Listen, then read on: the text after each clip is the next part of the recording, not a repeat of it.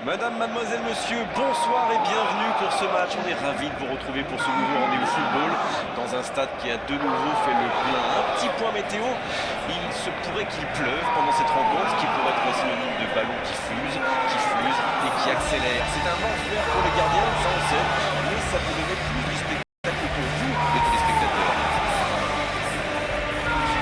Juste un qualificatif pour ce stade. Magnifique.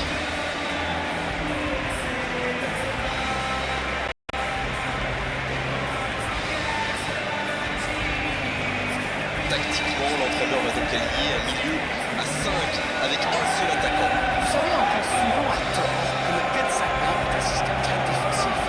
C'est plutôt le contraire.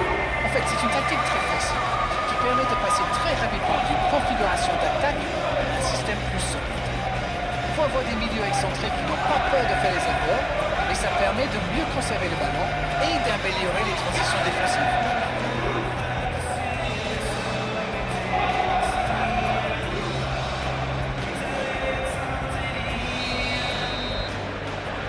Et c'est parti.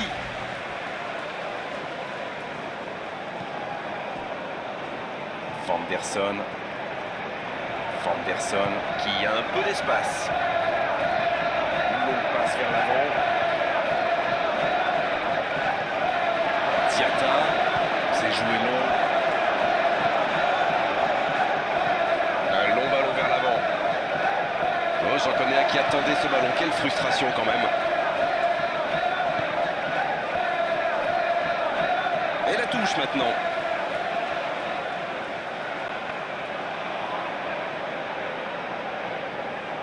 Il centre. Allez, la tête. Joli tir, ça méritait d'aller au fond. Et ben dis donc, c'était chaud.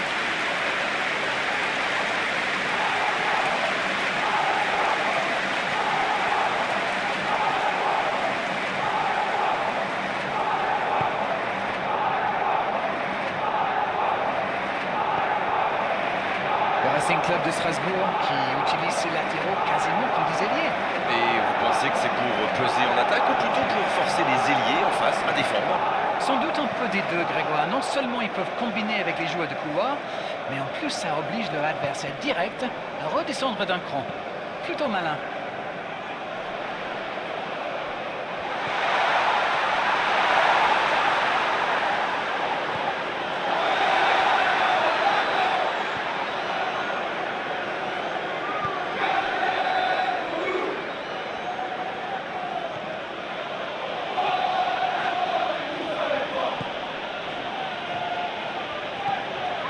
De il frappe. Le gros dégagement.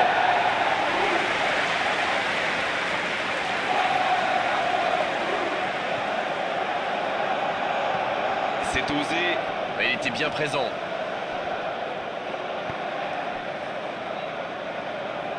Il décide d'allonger le jeu. Un ballon intéressant. Il est bien placé. Oh, le duel. Le coup franc pour la AS Monaco. Ça, c'est du sacrifice. Ils étaient en très mauvaise posture, il fallait intervenir. Malheureusement, c'est le genre de choses qui arrivent dans une telle situation. Allez, on va en rester à l'avertissement verbal de la part de l'arbitre. La prochaine fois, ce sera carton.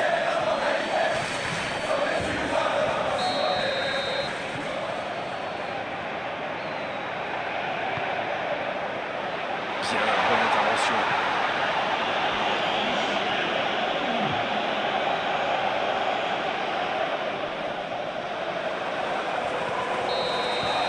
Le coup de sifflet de l'arbitre avec les joueurs qui vont pouvoir regagner le vestiaire pendant cette pause. 15 minutes qui vont faire le plus grand bien.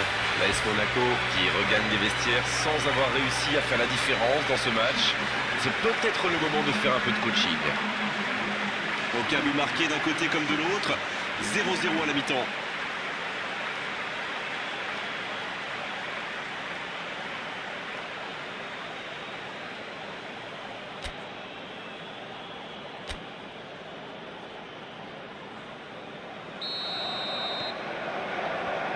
Et c'est le coup d'envoi, encore 45 minutes. Bien, toujours 0-0 à la reprise. On attend le premier but. Caio Henrique, Golovin.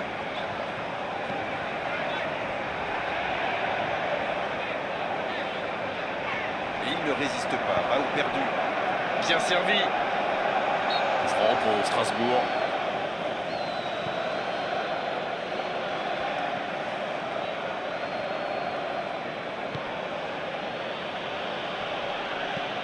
Il peut frapper. C'est une occasion, ça. C'était presque au fond.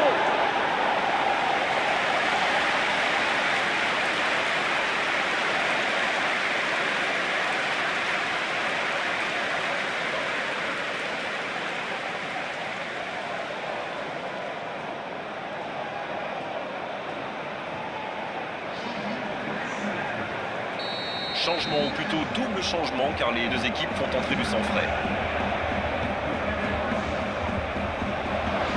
Il la tente.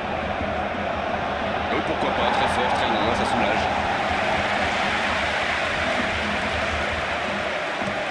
C'est joué long. Bonne interception, il y avait danger. Le bon ballon. Il y a danger, allez, c'est dangereux.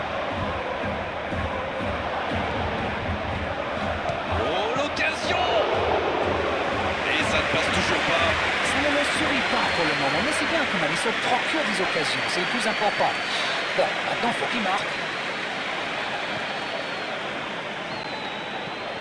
Long ballon dans le sens du jeu. Oh, il y avait danger, mais il a bien jailli. La passe en profondeur.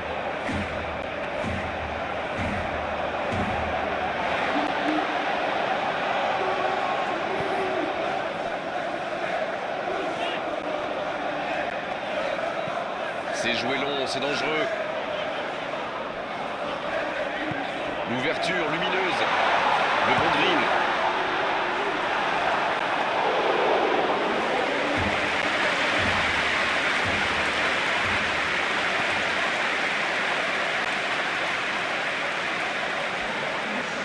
Zakaria.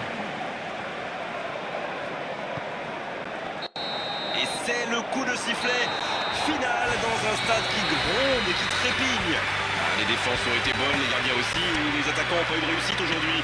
0-0, match nul. Alors dites-moi Darren, qu'avez-vous pensé de ce match? Je dirais que c'était un match équilibré et pas sans intérêt. Mais il a manqué un petit quelque chose des deux côtés. Voilà, c'est fini pour ce soir. Merci Darren de nous avoir illuminés tout au long de cette rencontre. Merci à tous de l'avoir vécu à nos côtés et très bonne fin de soirée. Tout le plaisir a été pour moi.